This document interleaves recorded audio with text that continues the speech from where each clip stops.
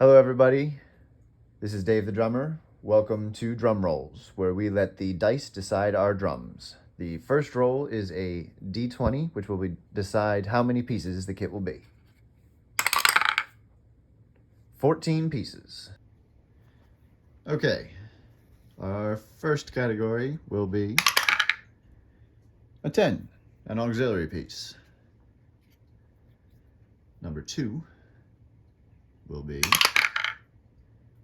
another auxiliary piece. Good start so far. Number 3,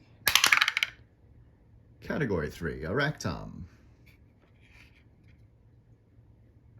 Number 4,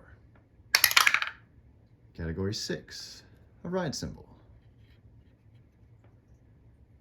Category 5, 4, floor tom. Category 6, auxiliary again. So far, I have enough to cover all that, but let's keep rolling. This is number 7. Category 7, a crash cymbal. Number 8. 6, another ride cymbal. 9. Number 9 is category 8, a splash. Number 10, category 8, another splash. Number 11, a 2, snare drums. There we go, getting a little different.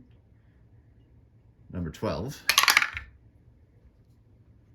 a 9, an FX piece. This is number 13. Another FX piece, category 9 again. And our final piece, number 14. A 5. Hi-hats. Okay. Well, there's the list so far. We've got a lot of odd pieces there. There's no bass drums, so that should be interesting to set up. We've only got one pedal operated piece, is that lucky hi-hat at the end. Everything else, well, I'm gonna get together something funky here. Okay, so next step is to narrow down the actual instruments that we're going to get from each of those categories. The first category was, I don't know if you can hear in the background, that's one of my cats, that's Appa. Yeah. I'm rolling to see what the first auxiliary piece is. A 1. That is our Pearl Rocket Tom. And then we're followed by our second auxiliary piece, which is going to be a 2, which is the Groove Percussion Timbali. This category was rack toms. And let's see what we got there. That is a 3. The rack tom, that is our 10-inch Sonar Select Force Maple. Fourth category was ride cymbals. What we get? A 1. That is our 20-inch Istanbul. I'm never sure how to actually pronounce this. Agop, forgive me. It's a flat ride, so that should be fun, because that thing's pretty funky. Moving on. Next category was from floor toms. Here, 5 was the second Slingerland Purple Stain that I've got. It's an old vintage Slingerland kit that came with 2 of the same size floor toms. Next category, we're going back to the auxiliary stuff. Let's see what we get for our third auxiliary piece. 1 again, we've already used that, so we'll roll again in hopes of not too many repeats. A 6. That is the old LP Rusty Cowbell that I've got back there somewhere. Next category was our crash cymbals. Number 1, 18-inch Meinl Byzance Benny Greb Sand Crash. Our next category is rides again. That's the 8-sided again. 3, 22 Meinl Byzance Benny Greb Sand Crash Ride. Now we're into the splash category. Number 5, the 10-inch Sabian HHX Evolution Splash. The next category is splashes again, so here we go. 9, that is the 11-inch Sabian AAX Explosion. Next category is snare drums. And that is number 4, the 5x14 Pearl Masters Custom Maple. Now we're into the FX category. We've got 2 of those in a row. And our first one is number 1, which is the 6-inch Peisty 2002 accent. A little tiny bell-like accent symbol. And rolling again for FX. Number 9, the 10-inch Meinl Generation X Filter China. Our final category, hi-hats. And that is number 7, the Peisty Signature Medium Light Hats. All right. There we go. We have let fate decide the drum set. I'm going to gather all these pieces together and try and build them into something that can be played. We'll be back in a moment. I first set this up pretty traditionally, but then I realized I didn't want to do that. I didn't want to keep it regular, so I started mixing things up. I put that big floor tom right in front of me because I knew that was going to be a big part of what I was doing. I needed that low end. I kept the hi-hat with my left foot because I realized I couldn't play hi-hat with my right foot. It was just weird, so I kept that over there. And then I just spread the other things around and mess with it and see where it went.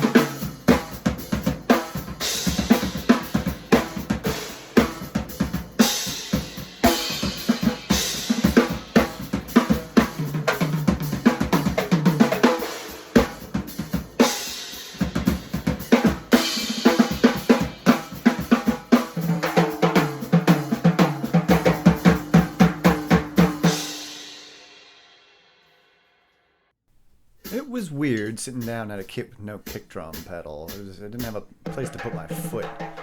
That was the first thing. I mean, obviously, that's the first thing everybody's going to notice. And as I started playing, I really started to miss that low end, that punch that the kick drum gave you every time you hit a splash. So I'm trying to make up with that with the tom, the low end tom. But it's a tricky mental thing. You know, you're so used to hitting that with your foot. So I'd start trying to find a groove, you know, starting on the cowbell, just trying to use at least, hit everything at least once, you know, that's the point of this, is to mess with that. But I start finding my way to that jazz era where the kick drum wasn't as heavy, you know, you could make do without a kick drum. But, you know, I still wanted to, you know, expand. So I knew that this floor tom would be a major part of what I was doing, so I started laying into that. And I was like, well, it's just jungle beats, right? So this is where I really start to find my groove. You know, I got the hi-hat going, you know, open-close hi-hat with my foot. You know, it's actually being able to use a foot was helpful. And, you know, I find a sweet little groove I can get into here, trying to do fill-esque things, just expand on the groove. But still, not having that kick drum when you hit those crashes, it really throws you when you're expecting that punch, that kick. Trying to fill that with a floor tom was not an easy adjustment.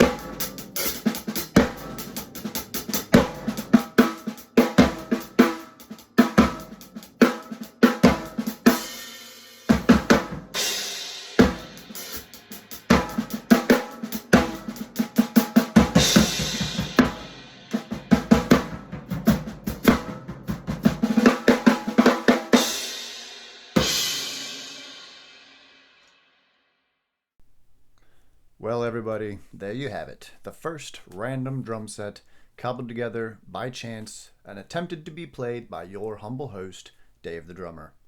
I hope you found this interesting, or humorous, or educational, or at the very least, fun. That's the main goal here.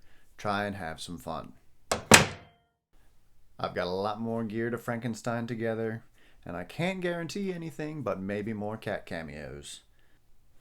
Thank you for watching, everybody, and please tune in next time for more drum rolls where we let the dice decide our drums.